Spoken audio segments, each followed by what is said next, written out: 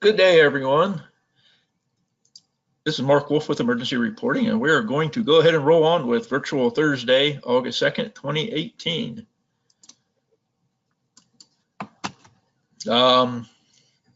Wait, hang on a second here. Here we go. Virtual Thursday for today, we're going to cover our Vision product, which is our risk assessment tool, which will get us a OVAP score for any of the buildings in your district that you run through that process. Today, again, my name is Mark Wolf. I'm a regional trainer, and running as my wingman today is another regional trainer, Todd Lambert. He is in Oklahoma, and I happen to be in Ohio. I want to remind everybody that you have some training opportunities that are upcoming. Our Virtual Thursdays trainings, first and third Thursdays at 1100 hours Pacific time. You can arrange for online training in 3-hour blocks, any topic and materials to meet your needs. We do provide quite a few on-site trainings. You can contact our training coordinator, Nicole, at training@emergencyreporting.com to start that discussion about arranging those. And we also provide our regional training academies. We have one coming up here fairly soon. That is in August in Denver, August 21 and 20 through the 23rd in Denver, Colorado. I checked this morning and that is almost sold out. So if you do decide to buy a last minute ticket, there are very, very few of those left. In September, the 11th through the 13th, we're going to be down in San Antonio, Texas, and that is getting close to being sold out. So if you are planning on attending that, you should jump on that and make your reservations now. And then in October, the 2nd through the 4th, we will be in Oklahoma City, Oklahoma. We do have our schedule firmed up for next year, and those dates will be published probably within the next month or two for you down there. So with no further ado, we're going to go ahead and jump into this. I did want to give a shout out to a few people I saw on our attendees list. Everybody's going to have to kind of watch out. We've got the West Central Ohio crew on here today. That's where I am actually. And a couple of the other folks out this way, I want to give a shout out to Chief Ayers up in St. Mary's, Ohio, Chief Jones up in Van Wert, Ohio, and Chief Follick down in Vandalia in Montgomery County. Welcome everybody there. And I also saw that Christopher Altman from down in Pigeon Forge, Tennessee is on with this. Good afternoon to you, Chris, and give a shout out to Dolly down there in Dollywood for us if you have a chance. All righty, so let's close that up. The first thing we want to do is to remind everybody that the Vision product is an add-on. There is an additional cost for it. You can get a trial of that if you'd like to do so. And we want to direct you to our marketing page.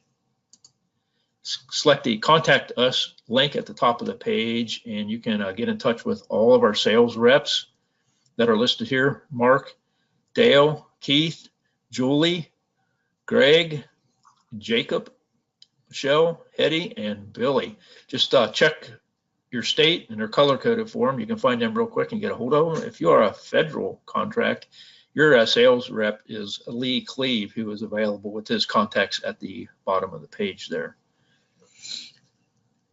All righty, so let's go over into the account and what happens when you do sign up and receive access into the Vision product. You'll have an extra button at the top of your navigation bar up here that says Vision, and in addition to that, in any of your occupancies that you go into, you'll have a hazards tab, and the hazards tab is where we'll actually go in and calculate the OVAP scoring. And look, just like that, I got logged out. Hey, Mark, while you're logging in, just wanted to remind everybody, I'm back here in the background. If you have any questions as Mark's doing a demonstration, feel free to type those in our questions and I'll answer those for you. Okay, perfect, Todd, thank you. All right, so now we got logged back in, and we're going to jump into occupancy again.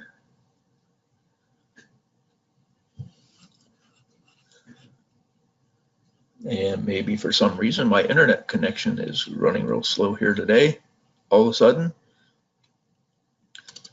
And we're going to go into the St. Clair Memorial Hall. This is a building we're actually going to run our OVAP scoring demonstration on today. So you have this hazards tab, and we'll start at the top of this page here in a little bit, but we've got some other things to talk about before we get there. Go back to the info tab here. One thing, a couple things I want to point out to you is the Vision risk assessment tool was created in 2005 when we were contracted by the Commission of Fire Accreditation International to convert a product that was called the RAVE hazard assessment software to a web-based application. And when that went into effect in 2005, the new product was named Vision.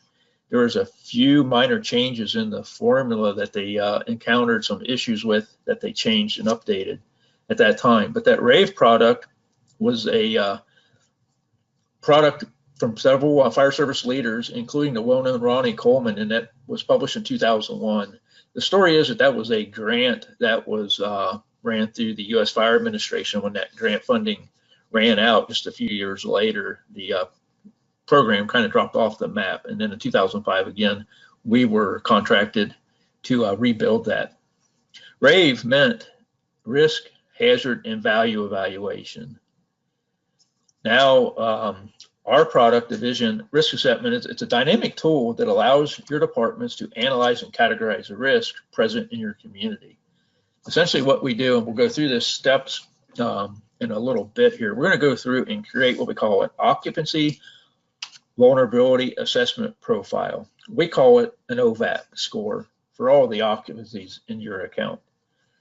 The OVAP score is determined by a calculation of factors and values for each building, which translates to an occupancy in here.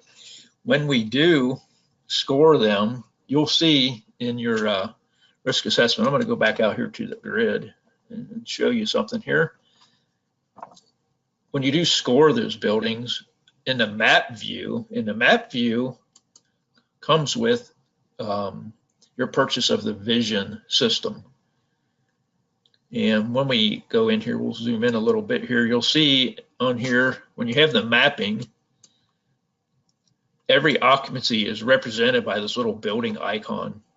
When it's black, that indicates there's no score for that particular building. You see there's a lot of them in here. This is a test and training account I'm in, based upon the account that I worked in when I was still working before I retired. But when we see these different colors in here, those different colors represent the various scores that are attained by that building in the OVAP scoring. Over here on the right, we do have a chart to illustrate that. A low risk is defined by the blue icon, and that's a score of 0 to 14.99. The moderate risk is the green icon, the score of 15 to 39.99.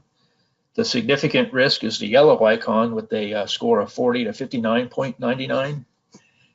The maximum or high risk is represented by the 60 to 79.99 score. And if you have a score of 80 plus, it will register as a green building in the extreme category. So that's just a little bit on that. You can see in here, we're going to focus the demonstration today on this little area right in here. We have a few icons that are already scored. That is still showing up as a score, but I removed all that material earlier. And stuck in the corner here, I wanted to point out to you, is what a red icon looks like. And we're going to talk about the minimum and maximum scores in a little bit here on how we attain these different color codings and what those actual scores are for a minimum and a maximum possible in the system. So we can use this OVAP score to determine a few things. The first thing that we can do is when we're talking about standards of coverage, and this gets into a lot of the departments that are involved in accreditation. They can use the OVAP scoring to predict where they may need stations located, staffing numbers, the number of fire companies or engine and ladder companies. And a lot of agencies use their OVAP score to prioritize their prevention efforts. And for an example of that, what we could consider doing is on one of these low score buildings, ones that come up with the blue score, we could consider doing those since they're such a low risk, maybe once every 3 years for a fire prevention inspection. If we just move on up the scale to maybe to a moderate risk, which would be a yellow building, like we have one up here towards the top and center of the screen, maybe every 2 years for that. The significant risk, perhaps we can go to a annual inspection, and maybe for the maximum risk, something very high like that, you can go to a quarterly or maybe a semi-annual or 6-month inspection for that. So that's one of the ways that our customers are using the OVAP scoring. As we all know, we don't have enough staffing typically to get all the inspections or our prevention efforts done. So if we can use the OVAP scores to prioritize those prevention efforts, that can help you out quite a bit. One of the things I would like to point out as well before we jump into scoring a building is it's really important to set up your account with zones for OVAP scoring. There are several reports available and that can be filtered by zone. Some departments will set up a zone to match out with a first due station response. Some departments will break up their zones into smaller chunks than that. It really depends on what they need for your different departments and the size of your agency. So that's really something you can determine. Another thing I like to discuss when we're talking about zones is that I like to recommend, and I think is a best practice, is that it's best to match up your zones in the occupancy module to use for OVAP scoring with your hydrants. You can create zones for hydrants and also for your incidents, so they all match up. And so when we're talking about zones, zone 4 example would mean the same thing in all those modules. That can help you out with your reporting through the system, and that it's basically a best practice. That zone can be defined by you geographically. Fire demand zones is what some folks call them as well. First due station, you can make them as small as neighborhoods and so forth, and it's really up to you how you want to do that in your account. It's going to work out best for you. So let's go in, and we're going to talk about a couple other items before we actually go into the hazards tab, because they directly relate to the OVAP scoring. And one of the items that we're going to talk about, I'm going to go into again the St. Clair Memorial Hall, and that is an actual real building here. And we're going to show you under the Files tab what this thing looks like a little bit here. So we have a few photographs into the building. Here's the front view of it. And I know that image is kind of small, but it's a large auditorium built in the 1920s. So it's almost 100 years old. It's actually been renovated extensively, probably about 20 years ago or so. So that is the front view of the building. And I just pulled these photos off the internet. That's why they're a little bit small like that. Here we have a building, a photograph that shows you the front of the building, the alpha side and the delta side over here. So you can see this is essentially a 3-story building. The main auditorium is in this center section. And on either flank of it, the wings, if we want to call them that, there are offices and meeting rooms and so forth. And a few classrooms actually for orchestra practice and so forth. And all the way down here in the basement section, quite a bit of that section of the building is taken up with dressing rooms, and there is a concession area up in the front part of the building right behind those air conditioning units right here. For folks, when they're at a presentation, they can go down and get a snack and a beverage and so forth. And inside the building, this is the main hall. You can see that there's several hundred seats in there. I think there's about 350 seats in it total.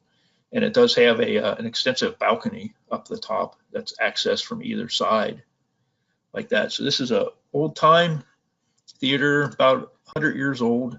So you have a kind of an idea of the construction type of this building. This actual building is of heavy timber construction.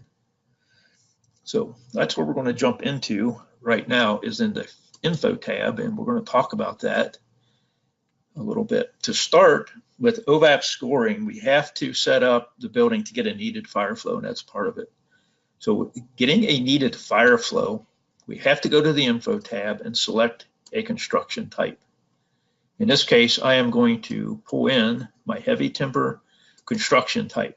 That's the first step. So on the info tab, we're going to select our construction type. Now, one thing I want to point out to you is in the construction types in your accounts, there should be a pre-built list there. And the language that we use for that pre-built list comes from the ISO terminology. And to understand what that means, we're going to go to the knowledge base. There is a knowledge base article called Calculating the OVAP Scoring. And we're going to scroll down here a little bit and show you this chart. The ISO scopes definition is what we use.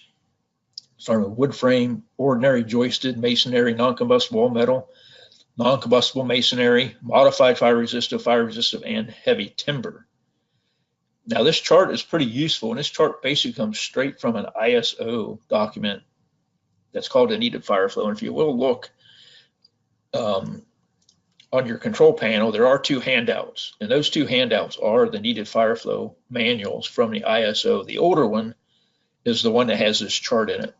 What you can do, and why I'm pointing this out to you, is if you in your community, you use the international code base codes for your building and fire codes, they use different terminology than the ISO scopes definition. You can create these in your account. So this heavy timber building, which is ISO construction class 2, is actually here in Ohio. That's a type 4 building, we would call it. You can create that construction type. The important thing that we want to do, if we choose to do so, is this. And what I'm going to do is open up another tab here. And I'm going to jump into the settings up at the top of the page. And in settings, construction types. So if we wanted to use that language of a type 4 construction, we would add a new construction type.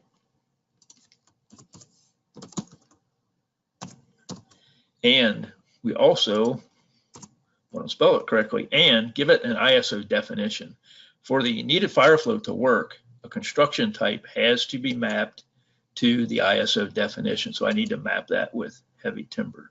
So you can do that to match that up with your code language that you use in your community. And we give you that chart in that knowledge base article to do so with that. That's a very important step, is when we do pull in that construction type, and I'll just go ahead and jump in here and pull in. Let me save the page here, and then I'll be able to modify that to that type 4 that I just created.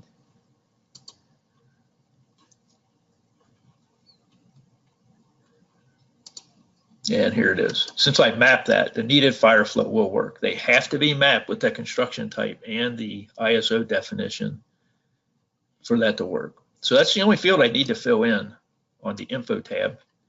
And that's the start of my process to get the needed fire flow going.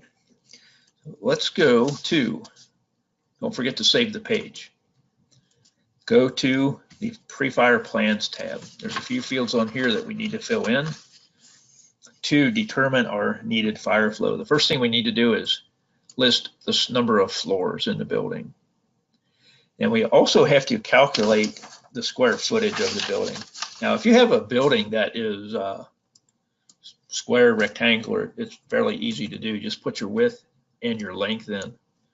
This building is about 200 by 200. And when I do that and I have my number of floors in here, I can come over to my calc link and generate the square footage of that building. If the building is not square or rectangular, what you can do is just come into the square feet field here and just type in a value. And I'm going to change that to 130,000 square feet.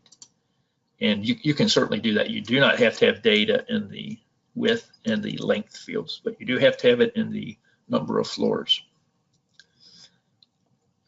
Now here next to fire load is the next thing we need to do for determining our needed fire flow. We have a few selections to make here, and these again are using ISO terms: non-combustible, limited combustible, combustible, free burning, and rapid burning. We have to make a selection there. Now, to determine what selection it is, and sometimes it's not all that clear just by looking at this to know what selection. In that document, in the handouts, it lists these.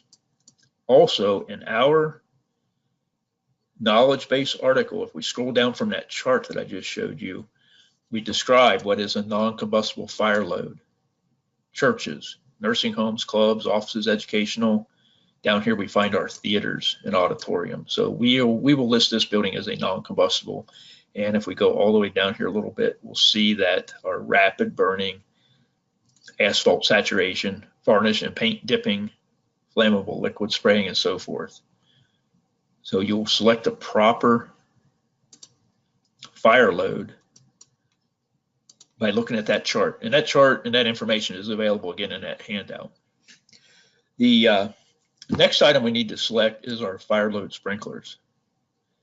It should say nothing selected. You have a couple choices here, yes or no. Now this can be a little more complicated. If you look in that document, the fire flow manual attached to the handouts, there's a bunch of rules.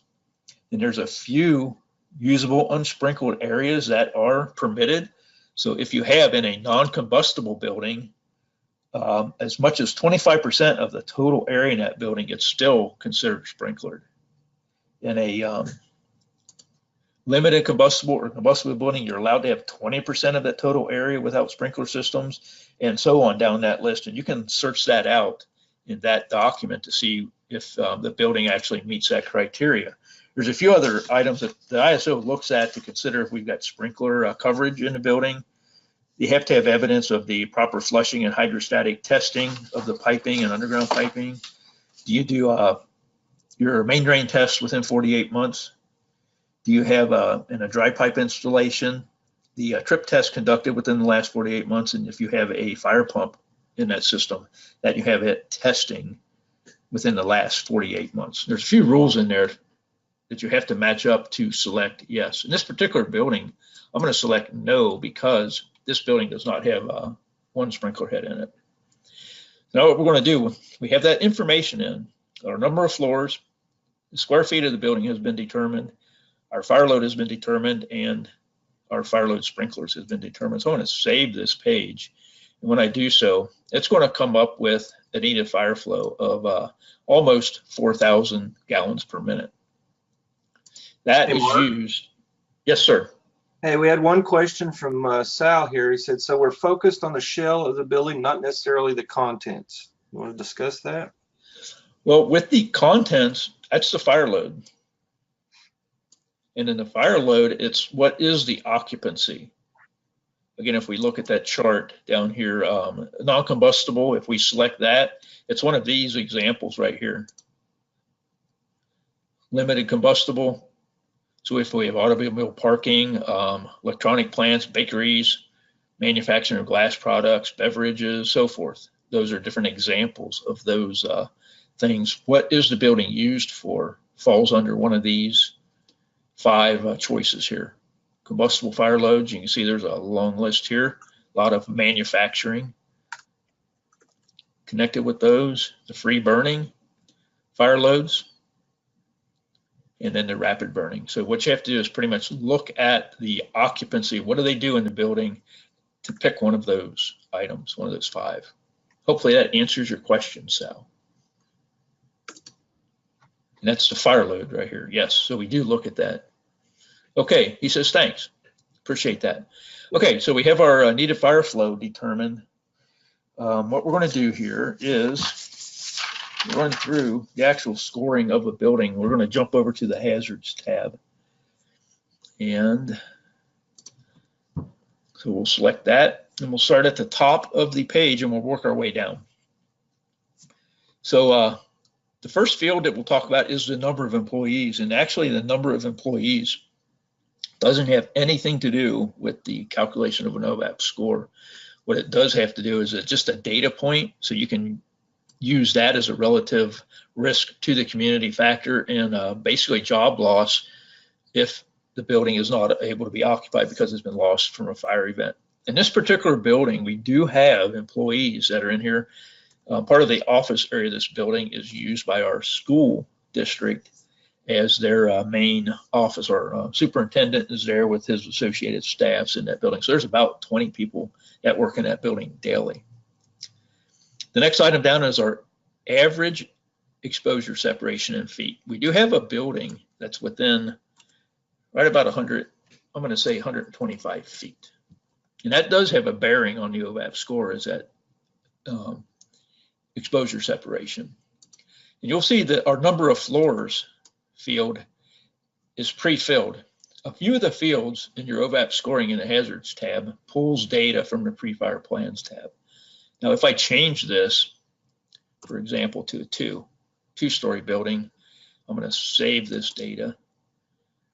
And then if I go back to the pre-fire plans tab, you will see that it does reflect that change back here. Now I have to recalculate my needed fire flow. I want to change that back to 3 because for the most part, except for the auditorium, this is a 3-story building, very much so. Go back to hazards. The square footage, that's another field that is brought in from the pre-fire plans tab. And again, if I make a change there, it'll reflect that change in the pre-fire plans tab.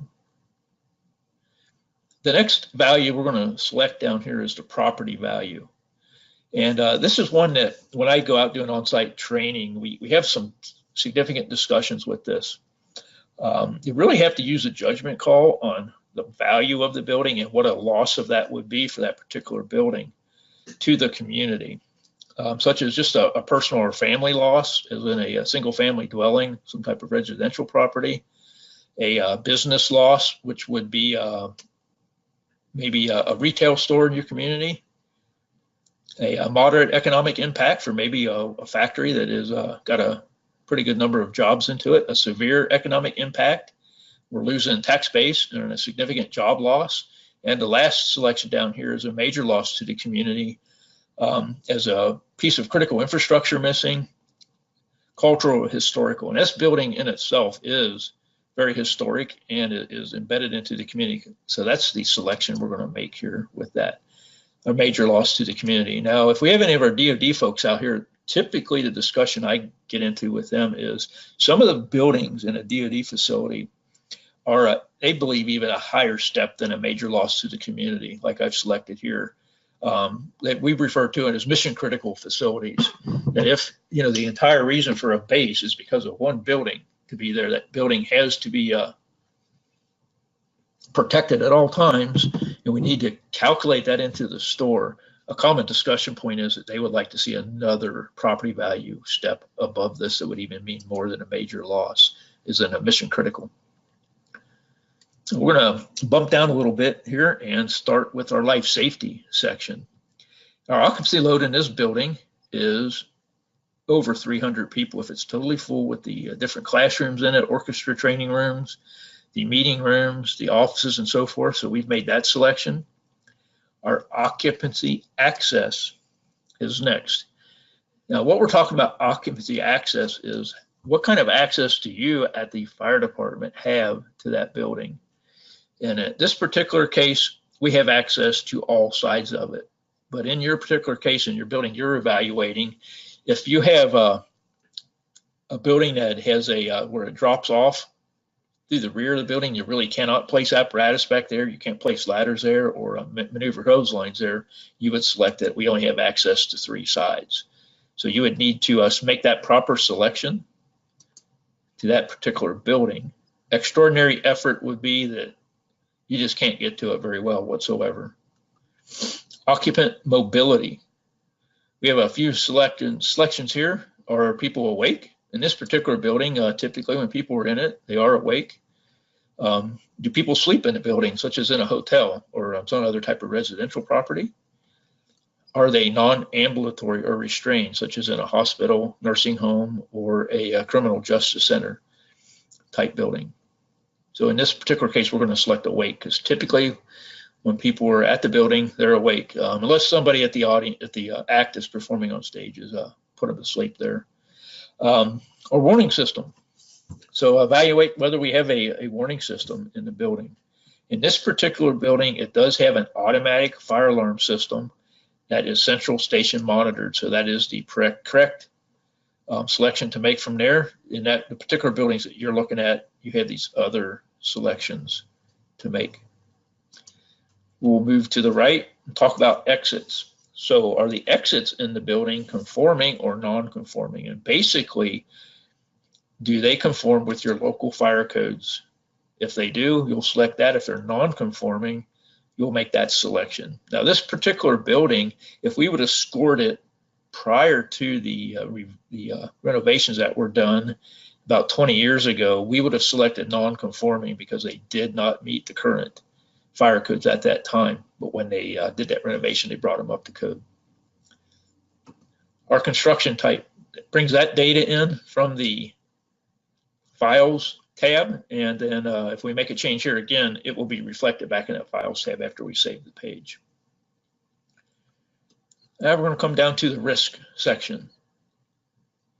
And we're going to look at our regulatory oversight first. And this is another area that we have discussions about, what is the proper selection. In my community, we would typically select highly regulated mandatory compliance. And the reason that I would select that here is because we do have regularly scheduled periodic inspections in all buildings, especially assembly occupancies, and we mandate compliance. Now, our policy here is to attain voluntary compliance with the fire code, but if we have a significant fire code issue, we do cite businesses into court and resolve it that way if we need to. So I would say we have mandatory compliance here in this community. You may not have that ability, and you may just say we do normally inspections on a rotating schedule in the buildings. That would be the proper selection. We're going to leave it at highly regulated, mandatory compliance. Human activity is our next section. In this particular building, I think that the selection that best represents it is a group activity with transient population. Now, we do have regular business activity here with our business offices for the school district and that, but that's a kind of a small portion of the total people that can be in a building. If we're using it for a presentation in the auditorium, we can have over 300 people in there, so in their transient population. So we'll pick that. Our experience is next. And the experience is, what kind of experience does the local fire department have with that building? If we are going there continuously for inspections, fire responses to alarm system malfunctions and so forth, we may pick either daily or weekly events. So how often are you as a fire department at this building? In this particular building, we're going to say it's an annual event because it's actually fairly rare to get a fire alarm at this building, and we are in it periodically to do our fire prevention inspections and maybe even looking at updating our pre-plans. So we're going to look at annual events for us in that particular building. The next area down here we're going to talk about is the capacity to control. So, and this relates back to your fire department, and this can be debated a little bit in here, but in this particular case, with the size of our fire department here, and basically in this community, one engine company is staffed, and anything else for a response comes from mutual aid departments or recall of the off-duty folks, which is quite common in this part of the state of Ohio with communities this size. So we're going to select that we have a major deployment if we have a capacity or a fire in that building. A major deployment will be multiple alarms. These other selections here, hazardous to firefighting activities and extreme resistance to control, you could say they would apply in this building. First of all, because the building doesn't have any sprinkler system, it's rather large. Some of the areas are very intricately cut up with dressing rooms and offices and so forth. And with the nature of the construction of that building, we could also consider that to be hazardous to our firefighting activities for interior work. So that's something you're going to have to use your own judgment on of where you slide that building into for your department. The next selection over here is hazard index. And we've got a few selections here. In this particular occupancy, we're going to say mixed hazards because it's a business type.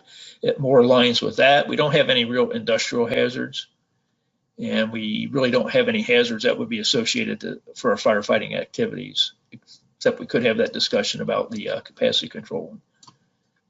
We could debate that. We're going to call it mixed hazards for now.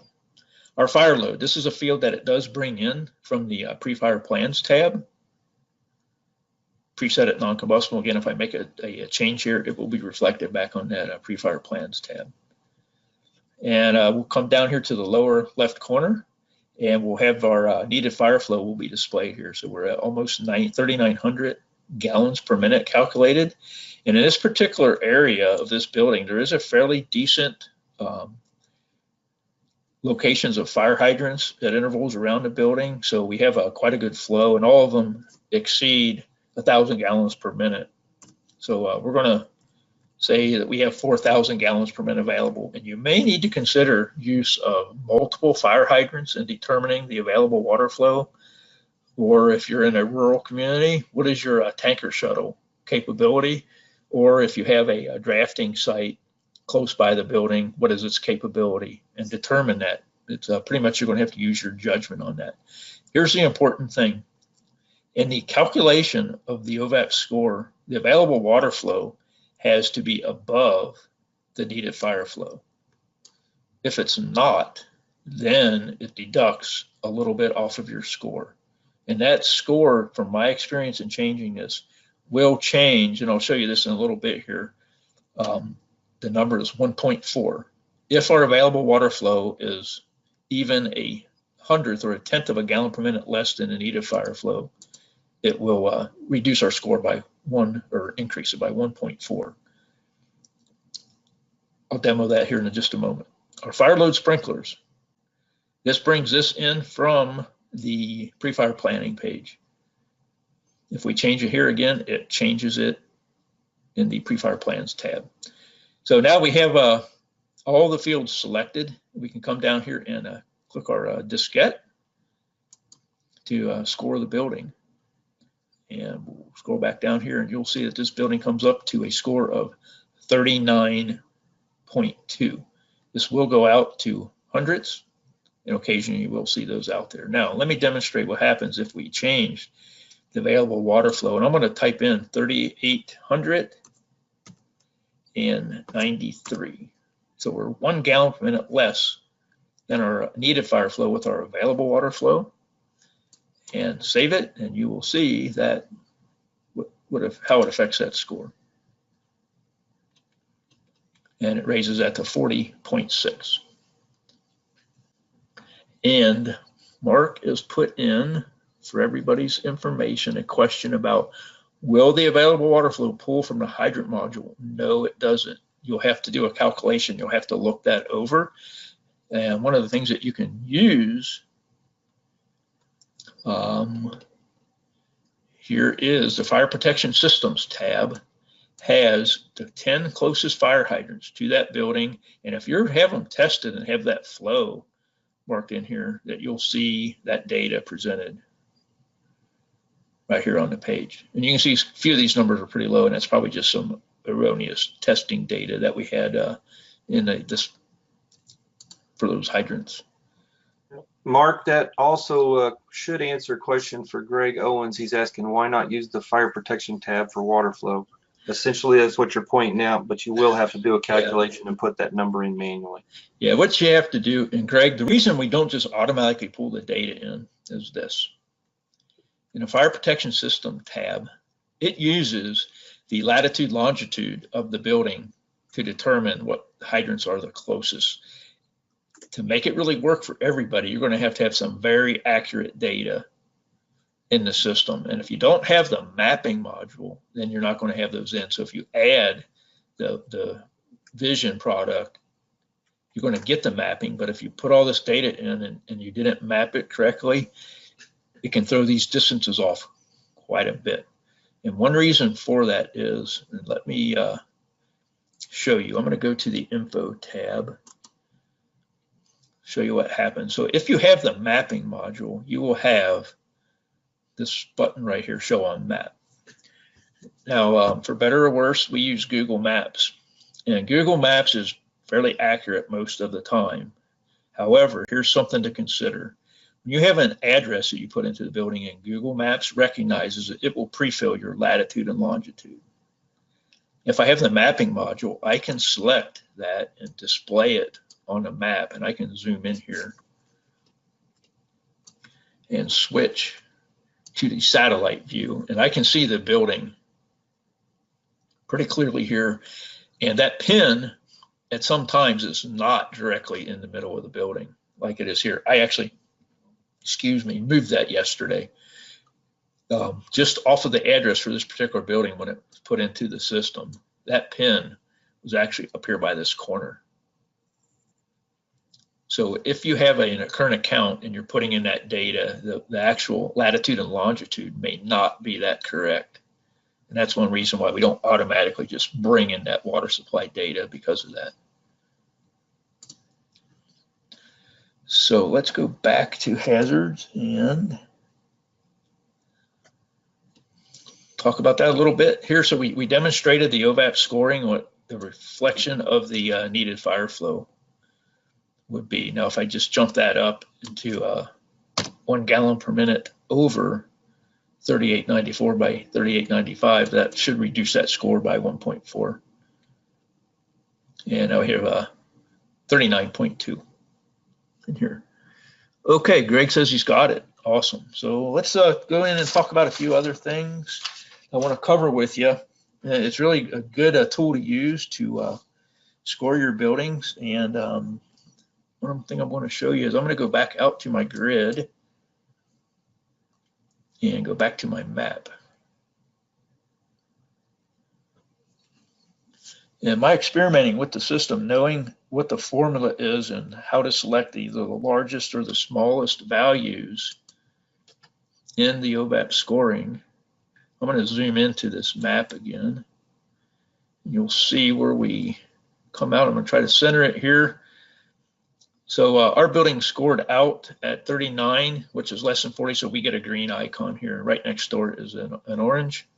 It's more of a at-risk building. And I just made up some numbers in here to make that orange. That's a junior high school that actually doesn't exist. It's been demolished since this map was taken. And here's a library next door. That building is fairly close here, only about 125 feet in between them. One thing I want to show you right now is the drive-through branch of our one of our local banks. I went into this building and did an OVAP scoring on it, and selecting all the selections that will give us a minimum score, and that is the lowest score I've ever been able to attain, is a 8.33. Now, conversely, let me go back out to our grid and get back to our map. A worst case scenario or highest OVAP score that we can get, that I've been able to get, is a 116.2. And that is, grab my map here, represented by this red building. And this is just one I selected at random and did some testing on. So if I put the values in that represent the worst case scenario, if I come down here at the bottom, a 116.2, and that's the highest number I've ever been able to achieve with that. So that's pretty much it, a good demo of your OVAP scoring. If you got any other questions, it looks like Thurman has put one in. We'll get back to that in just a second. I want to go back to our grid and start talking a little bit about what kind of reports and data output can we get from our OVAP scoring.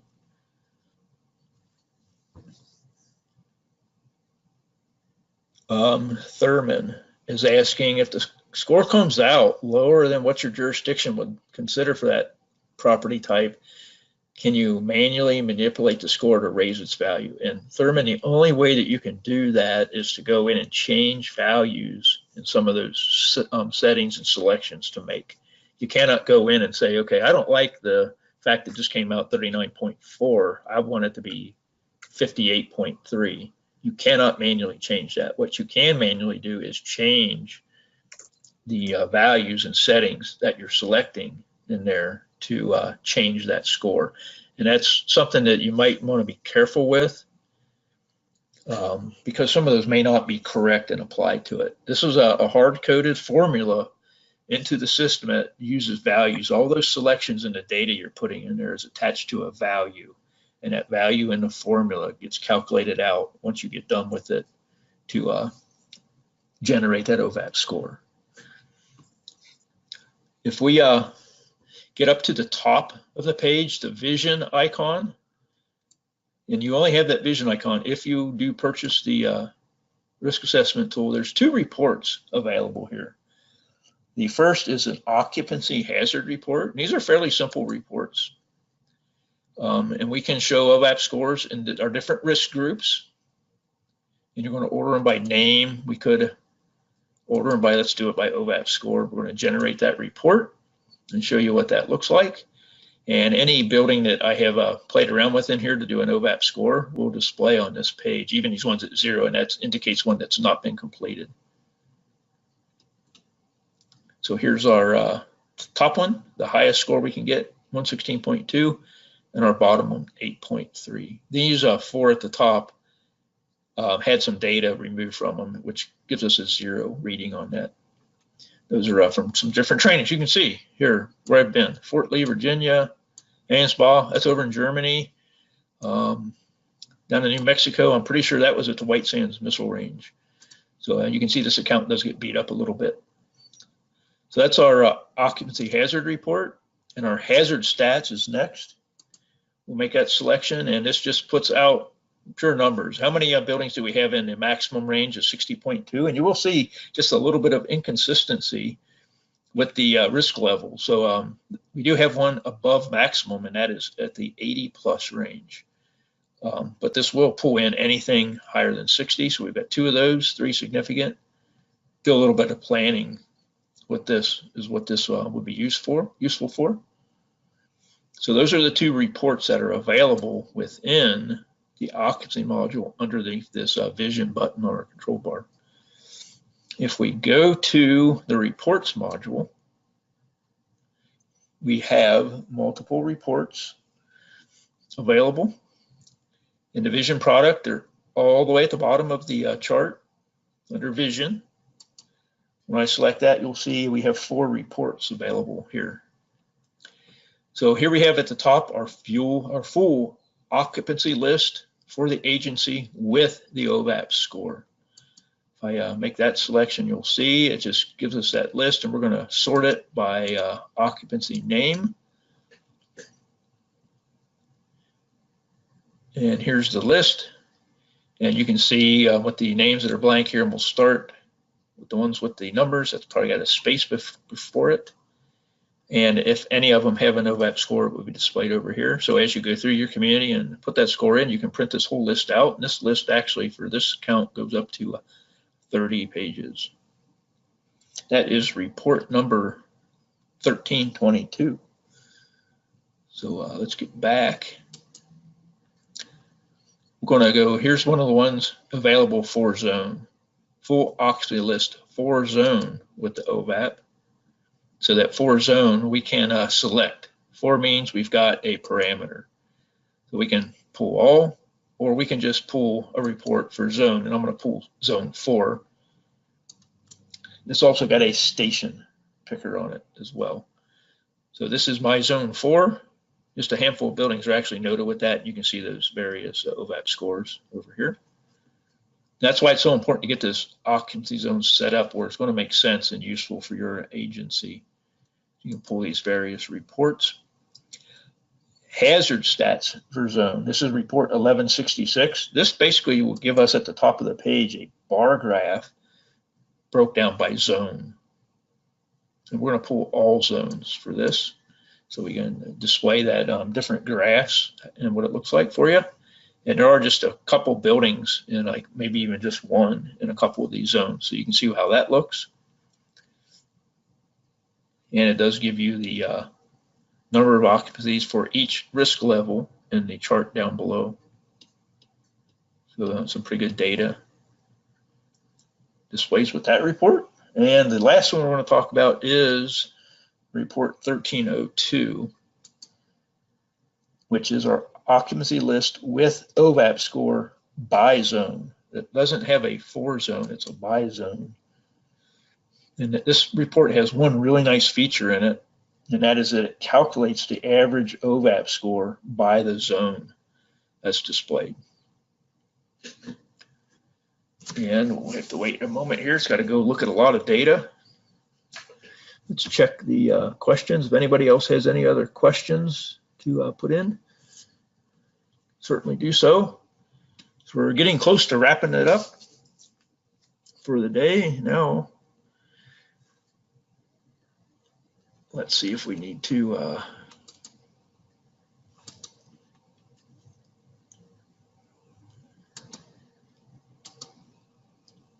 here we go. score by zone, and you would know for some reason. I assure you this worked as I tested it all yesterday. Now today, it's trying not to work. And we're not getting anything. Todd. Oh, here we go. I was going to ask Todd to see if he could make sure that was working on logging into his account. So here we go. Starting with zone 1. Got a few buildings with OVAP scores on them. Zone 2, and most of the buildings in this particular account that I'm working out of do not have a zone assigned to them as of yet. And zone 4, and you can see of the ones that scored here, our average score will be displayed right down here at the bottom of that zone chart. So this again is very useful information. If you break it down into meaningful zones for you, you can take a look at what's your average score over here and use that as a data to present for station location, staffing levels, and so forth. If you've got a zone that's got a very high spike in the average OVAP score, for example, that may be good data for you to have. And most of the buildings in this particular account do not have a zone attached, so they're all going to be here, and there's probably no OVAP scores with them anyways. Let me jump all the way to the bottom. Yeah, none of them do. So there's 783 in there. Again, this is a testing account that we use. So basically, that is the presentation for today. If anybody else wants to put a last-minute question in, make a comment or anything, we'll stand by for just a moment. And I'll also jump in and ask Todd if you have anything to add, Todd. Nope, I can't add anything to the master. You did it perfectly, Mark. Thank you. Okay, and we've got somebody else that snuck in. I don't know who exactly that might be from our staff, but welcome. We did have one of our other trainers at his department that was on with us today. They were using this for some training this afternoon. All right, let's see if we don't have anybody else putting any information in or questions or comments.